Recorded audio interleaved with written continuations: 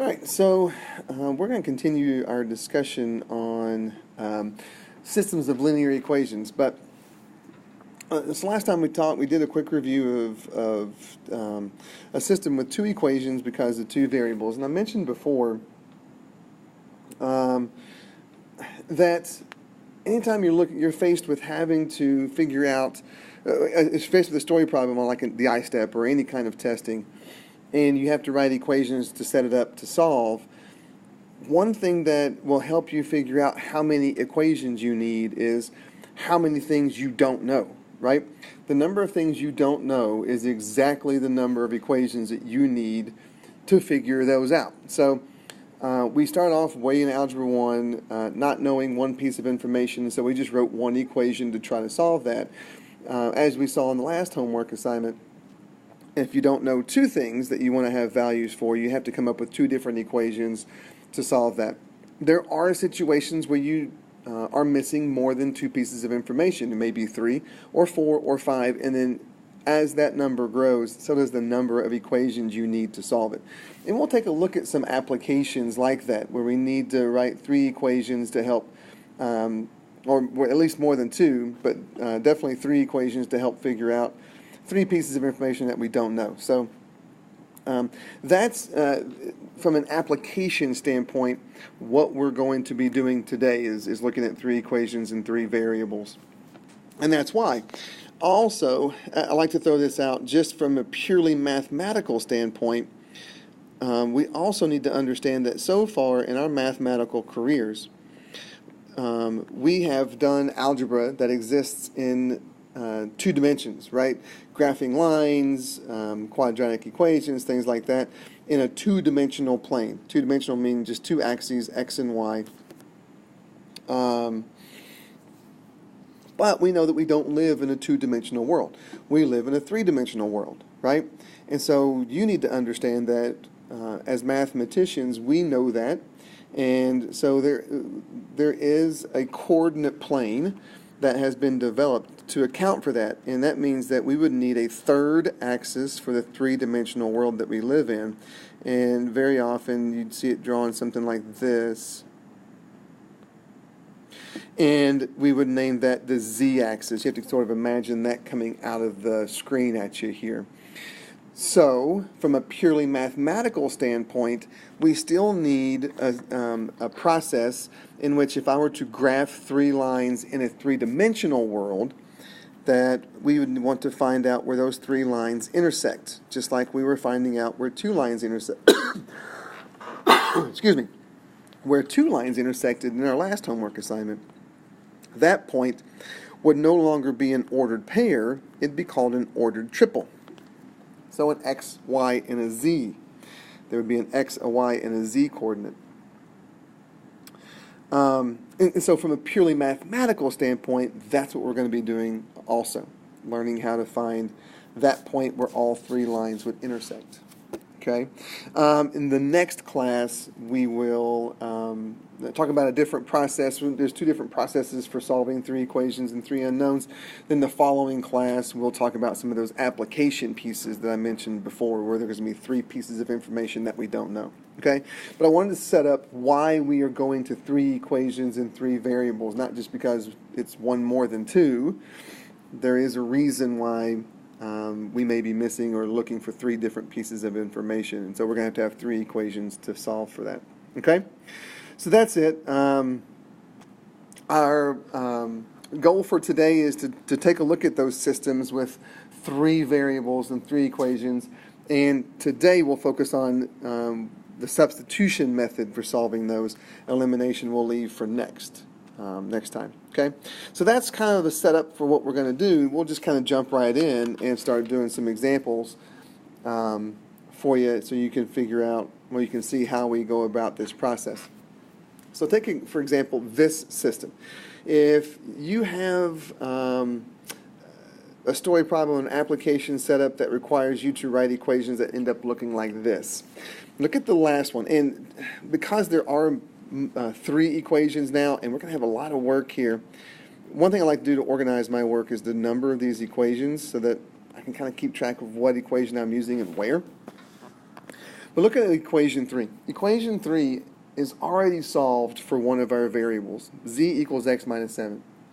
And anytime we know what a variable is actually equal to, that means we can substitute whatever it's equal to in for that variable. In other words, since z is equal to x minus 7, that allows us the ability to substitute x minus 7 in for any other z that we see. And so that's what we're going to do, right?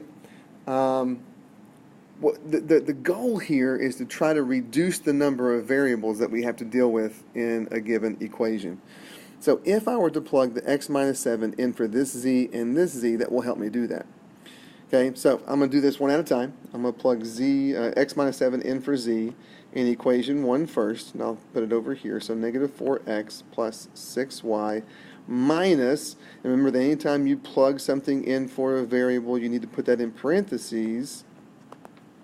So that reminds you to distribute if necessary, and it is here. So distribute the negative through there. You get negative 4x plus 6y minus x plus 7 equals negative 34. And then we're going to simplify, combine some like terms here, get negative 5x plus 6y. I'm going to go ahead and subtract 7 from both sides so I can separate my variables from my constants. And we're done simplifying. And so now I've got a new equation. I'm going to number it equation number 4. But if you look, I've still got 2 variables. 2 variables is 1 less than 3, which is good. But I still can't use this one equation to solve for 2 variables. So I'm going to have a second equation. That's where plugging in x minus 7 in for this z comes in handy. So now I'm going to do that. So go negative 2x minus 5y plus 8 times x minus 7 equals negative 9. And then go through your simplification process here. Right? Combine your like terms, you get 6x, bring down the negative 5y, and then we can add 56 to both sides and get 47. And this is another equation. I'll label it number 5. And now number 4 and number 5 only have 2 variables in it, and even better, they have the same 2 variables. And so now we're just going to have to go through our process of what we did in the last homework assignment, bring those 2 together, and then choose substitution or elimination to go solve for x and y. Like I said, you were doing this all throughout your last homework assignment, so hopefully not too tough from this point on. I know what some of you guys are already thinking. Man, this is a lot of work, and it is, but that's just the nature. Okay, welcome to life in Algebra 2. All right. Now, this is called the substitution method, but like I said, what you're going to find is you're going to end up mixing substitution and elimination, because I don't want to do substitution on these 2 equations. I'm going to go ahead and do elimination. I'm going to multiply the top equation by 5 and the bottom equation by 6 so I can make my y's opposites and eliminate those. So I get negative 25x plus 30y equals negative 205. And then we get 36x minus 30y equals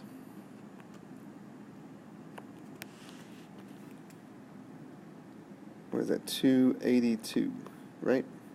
And so those are going to add to 0. We get 11x here. And already something's not right. So, what happened? So plug in the x minus 7 here. You get negative x plus 7. I'm up here now. Sorry. This is what you have to do sometimes. Work through issues.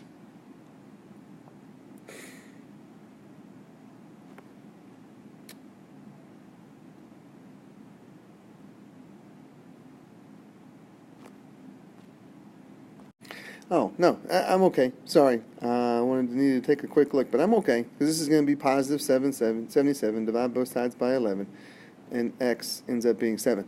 Not that all your solutions need to be whole numbers, but it definitely needs to cause you to pause for a second and check to make sure you're doing okay. So anyway, x is equal to 7. Great. Now that I know that x is equal to 7, that's fantastic. But remember, we're looking for a point that has 3 coordinates, an x, a y, and a z. So we're not done. We've got to come up and find what y and z are.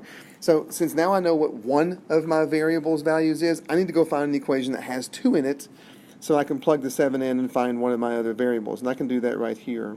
So we go 6 times 7 minus 5y equals 47. So we get 42 minus 5y equals 47. And working through this, we divide by negative 5, and y ends up being negative 1. Okay, great. That's great. But I've got to find z. So we've got 2 of our variables. We could go back up into one of our original equations that has 3 variables. If I know 2 variables, I got to find an equation where I don't, where I have a third one, and I can plug them in to solve. But I can actually use equation number 3, which is much, much more simplified, and just plug in 7 for x and find out that z is 0. So my coordinates for my solution are 7, negative 1, 0. And just like your systems from before, you could take that point, plug it into your 3 equations, make sure it makes all 3 equations true, and check your work and be confident that you're doing okay. Okay? But that's our process. If we know what one of the variables is equal to, then we're just going to go ahead and substitute in and go to work. And it is a lot of work. You're just going to have to stay focused and be really, really careful on what you're doing. Make sure that your signs are good.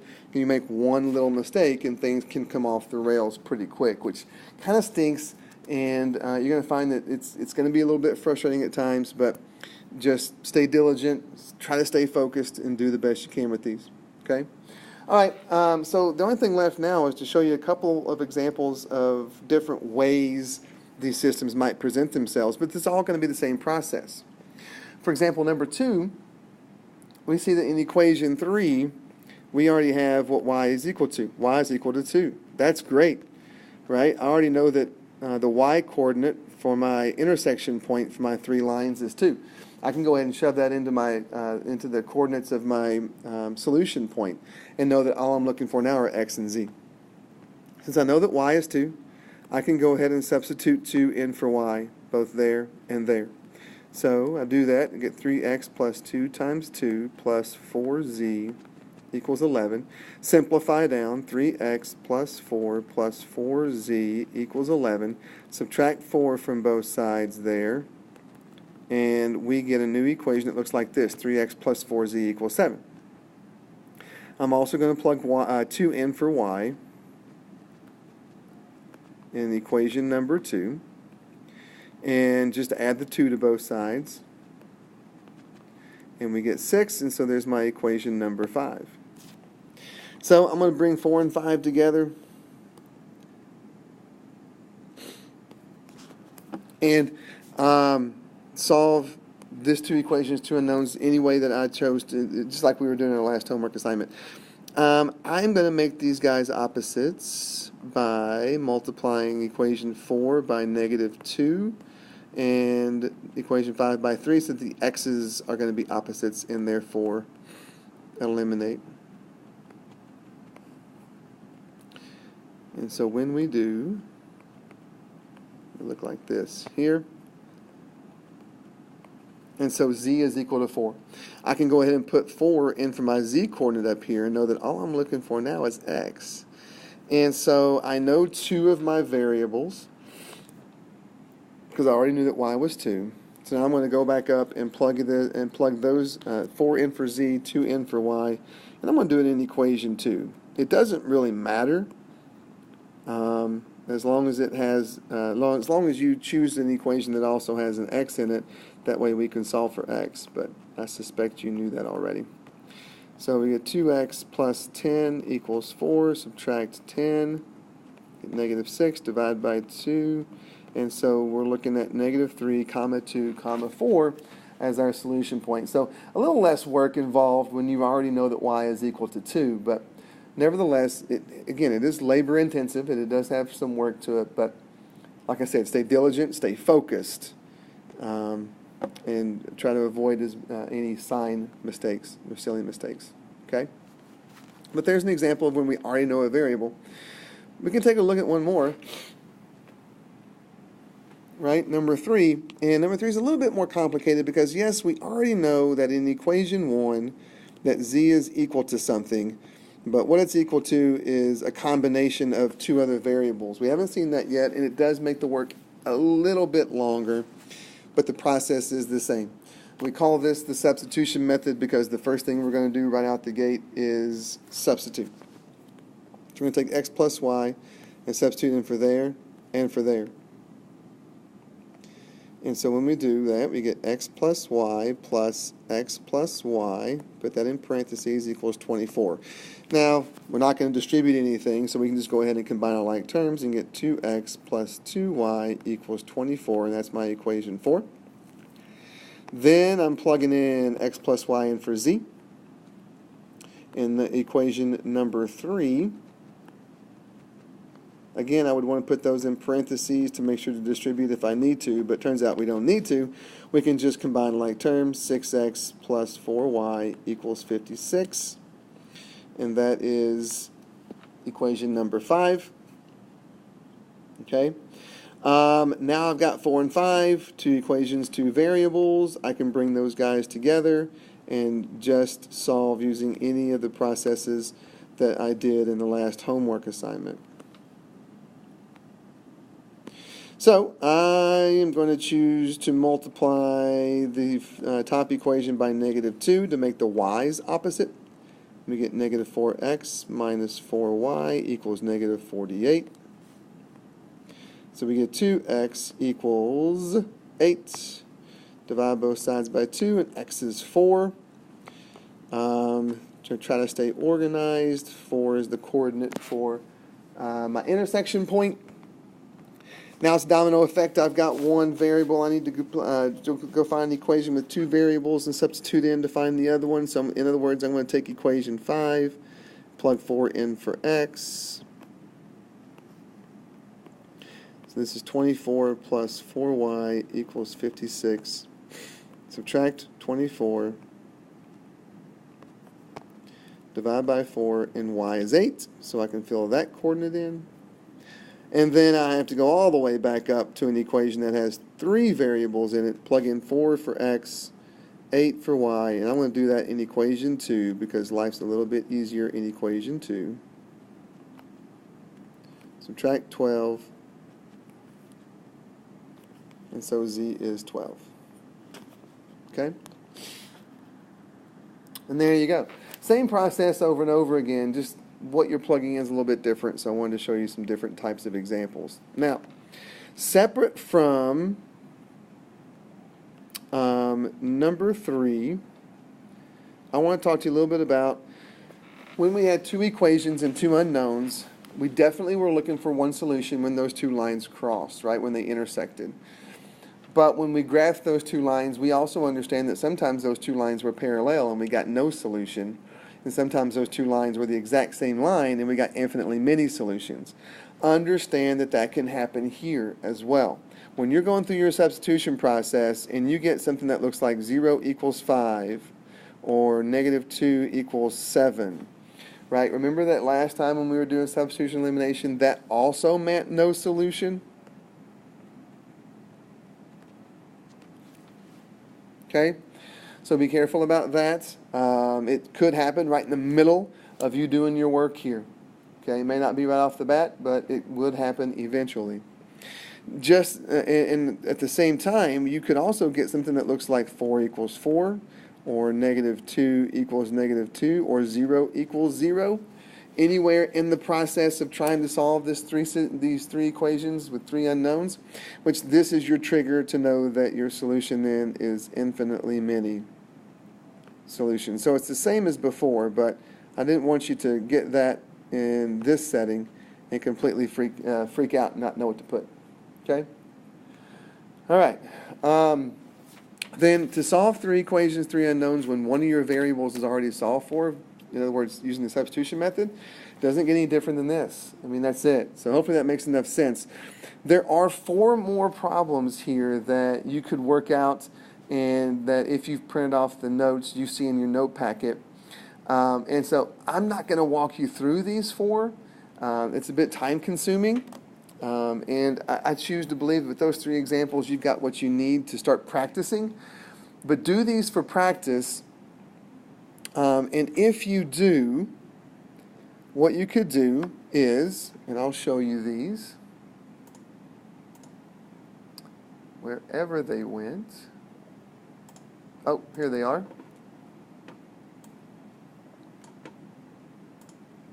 Okay. Here are the 4 QR codes that go along with, well, the 4 solutions and the 4 QR codes that go along with those 4 problems I just showed you. So you can back the video up and work problem A, come check your answer, and if you're not able to get to the answer, take a quick snapshot of A's QR code here. So you can pause the video and take a quick snapshot of A's QR code, screenshot I mean, and then bring that into your QR reader, and that will immediately prompt you, take you to a YouTube video that solves that system for you. So 4 more examples that you have the solutions worked out for you with these QR codes. Okay, but that's it. Homework's out in Canvas. Make sure you have that done by next time. Good luck.